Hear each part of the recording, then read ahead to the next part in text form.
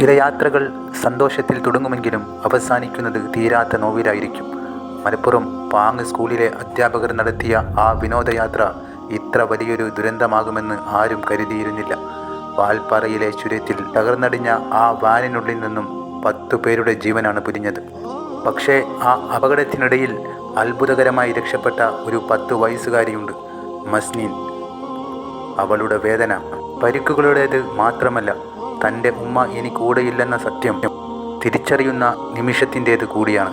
അപകടം നടന്ന നിമിഷം മുതൽ മസ്നീൻ്റെ നാവിലുണ്ടായിരുന്നത് ഒരേ ഒരു ചോദ്യമായിരുന്നു: ഉമ്മ എവിടെ? ആശുപത്രി കിടക്കയിൽ വെച്ച് മാധ്യമപ്രവർത്തകർ കണ്ടപ്പോഴും അവൾ പറഞ്ഞത് തൻ്റെ ഉമ്മ അപ്പുറത്തുണ്ട്, ഉമ്മയോട് ചോദിക്കാമോ എന്നായിരുന്നു. തൻ്റെ ഉമ്മ അതീവ ഗുരുതര അവസ്ഥയിലാണെന്നാണ് അവൾ അപ്പോഴും കരുതിയിരുന്നത്. ആ കുഞ്ഞു മനസ്സിനെ മുറിപ്പെടുത്താതിരിക്കാൻ ബന്ധുക്കളും ഡോക്ടർമാരും ആ സത്യം അവളിൽ നിന്ന് മറച്ചുവെച്ചു. ആശുപത്രിയിൽ കഴിഞ്ഞ 4 ദിവസത്തോളം തൻ്റെ ഉമ്മ തന്നെ കാണാൻ വരുമെന്ന പ്രതീക്ഷയോടെയാണ് അവൾ കഴിഞ്ഞത്. ചികിത്സ കഴിഞ്ഞ് 4ാം നാൾ വീട്ടിലേക്ക് മടങ്ങുമ്പോഴും അവൾ തിരഞ്ഞത് ഉമ്മയെയായിരുന്നു. എന്നാൽ വീട്ടിലേക്കുള്ള വഴി മധ്യേ ചുമരിൽ പതിച്ചിരുന്ന ആ പടം അവളുടെ ലോകത്തെ തന്നെ തകർത്ത് കളഞ്ഞു.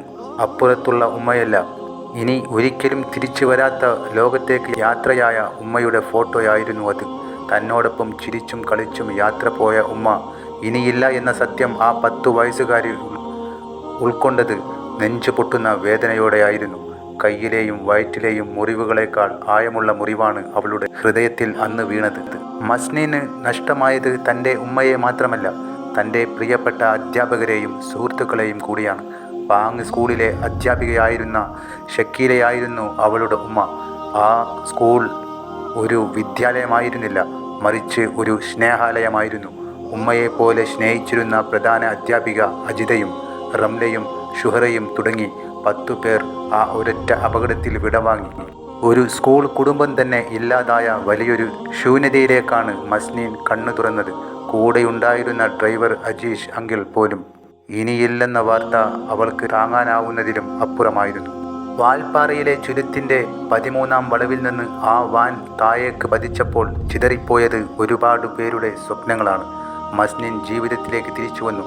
പക്ഷേ അവളുടെ ഉമ്മ നൽകിയിരുന്ന ആ തണൽ ഇനി അവൾക്കില്ല.